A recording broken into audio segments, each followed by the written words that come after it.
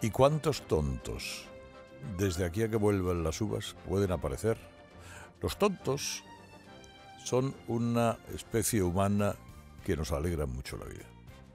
Es verdad que un tonto te la complica, porque no hay nada peor que un tonto que quiera asumir responsabilidades. Entonces estamos perdidos.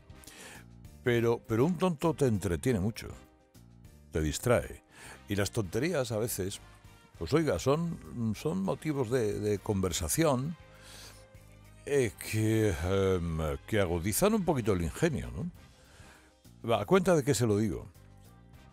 De un conflicto diplomático que ha surgido, del que nos hemos enterado ahora, porque el gobierno de España, yo creo que haciendo bien, no le dio importancia a una carta que le manda el presidente mexicano López Obrador, reciente, al gobierno español.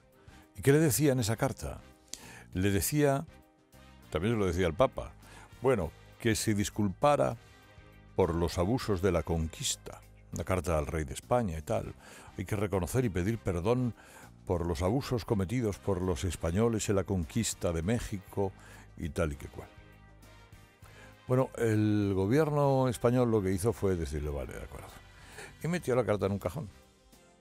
Pero es que ayer López Obrador, que se fue a un escenario uno de los escenarios simbólicos mexicanos, lo dijo en público. He enviado una carta diciendo que nos tienen que pedir perdón, etcétera, etcétera. Y el gobierno ha dicho, oiga, mire, no se ponga usted ahora a crear conflictos absolutamente innecesarios. ¿Qué necesidad tienes con la de problemas que tienes en México? A lo mejor lo que quieres es desviar la atención. Corrupción, delincuencia, narcotráfico, asesinatos, violencia. ¿Qué necesidad tienes de hablar ahora de si un puñado de castellanos y extremeños fueron a lo que entonces todavía no era México, etcétera, etcétera? Porque en México lo habéis hecho los Lópezes, como tú. Que os llamáis López, por cierto. ¿Qué necesidad tienes? Oye, mire, juzgar cosas del siglo XV con criterios contemporáneos es un absoluto error.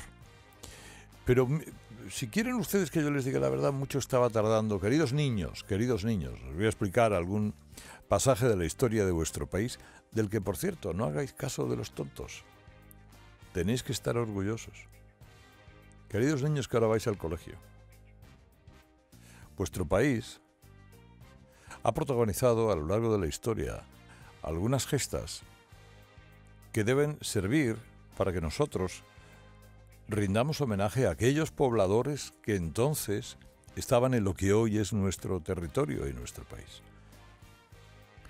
Mucho estaba tardando López Obrador en comportarse como un buen populista contemporáneo, es decir, jugar a estas memorias históricas con rencores, etcétera, etcétera, y juzgar con criterios contemporáneos hechos anteriores. Y mucho está tardando algún tonto en España en salir a decir que tiene razón, es decir, algún monedero o uno de estos, a decir que sí, que hay que pedir perdón, etcétera, etcétera, etcétera. Miren, veréis, queridos niños, en todo caso que pida perdón él, que se llama López, y si encuentra algún azteca, que se lo diga.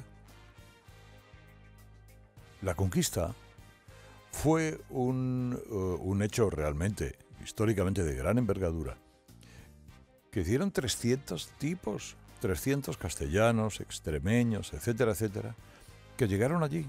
Y dice, ¿y cómo ganaron a 10 millones de indios? Hombre, no eran los Power Rangers. Lo que pasa es que se fueron aliando con diversas tribus, también indígenas, para acabar con los aztecas, que eran quienes tenían dominados a todos los demás. Si no, hubiera sido imposible. Y aquellos que conquistaron y ganaron a los aztecas, luego fueron colonos.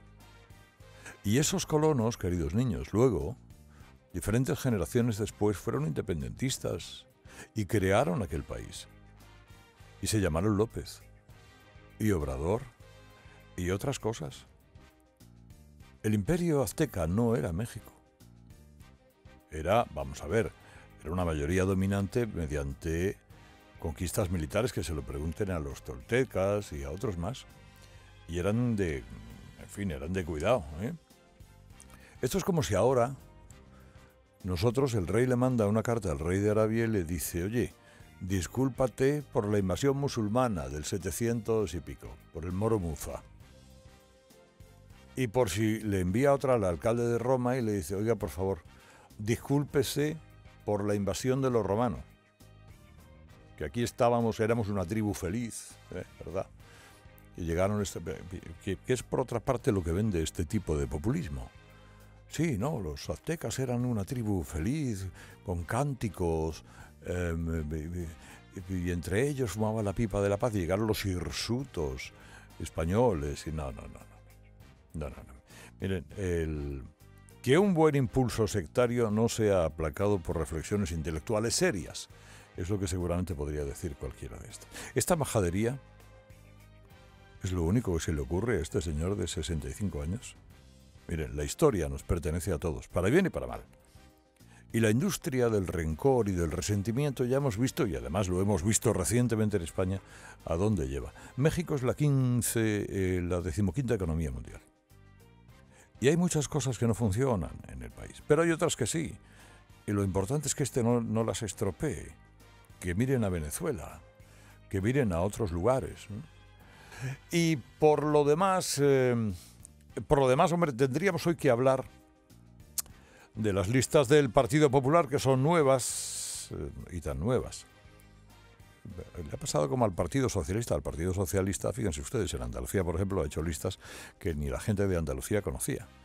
Bueno, en la Comunidad de Madrid ha presentado a algunos independientes en los primeros puestos de la lista, a Daniela Calle, a Edurne Uriarte, colaboradora de este programa, a Adolfo Suárez y Llana. Está número 5, la presidenta del PP de Navarra, Ana Beltrán, y otros muchos lugares. Esto lleva, dentro del Partido Popular, seguro que esto lleva algún tipo de discusión acerca si estas cosas hay que hacerlas cruentas y quirúrgicas, o la renovación consiste en también aprovechar algunos de anteriores etapas que han demostrado eficacia en la gestión de las cosas. Desde luego nadie puede decirle a Casado que aquí no ha hecho una auténtica revolución interna. Y luego, por demás, bueno, ya les digo, hay muchas cosas. Las del procés, por ejemplo, son muy interesantes. Y hay la última de Podemos es que quieren prohibir por ley que los bancos puedan financiar partidos políticos o tener presencia accionarial en medios de comunicación. Es magnífico un artículo que escribe Álvaro Nieto, que es un gran periodista, en Voz Populi, que titula, mira Pablito, sin la tele tú no serías nadie. Y sin los bancos no vivirías en Galapagar. Fin de la cita.